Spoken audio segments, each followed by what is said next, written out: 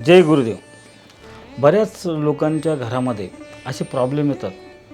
आता मी 32 वर्षापासून या क्षेत्रामध्ये काम करतो आणि बरेच असे येतात माझ्याकडे जातक किंवा क्लायंट, की ते म्हणतात की मागच्या 2 वर्षामध्ये सातत्यानं आमच्या घरामध्ये एक झाले की एक मृत्यू चालू आहेत. काकाचा, काकूचा, वडिलाचा, असं आईचा, अशा अनेक सातत्यानं भावाचा, अशा अनेक लोकांचे मृत्यू जवळजवळच्या अंतरानंच, काही महिन्यात 2 महिन्याच्या अंतरानंच ते घडत असतात आणि सातत्यानं 2-3 वर्ष झाले, 4 वर्ष झाले, सातत्यानं दरवर्षी कोणाचा ना कोणाचा तरी मृत्यू होत असतो. तर असं का घडतं? तर हे आपल्या कुंडलीहून आपल्याला समजू शकतं किंवा आपल्या वास्तूतल्या दोषामुळे सुद्धा आपल्याला अशा गोष्टी घडू शकतात.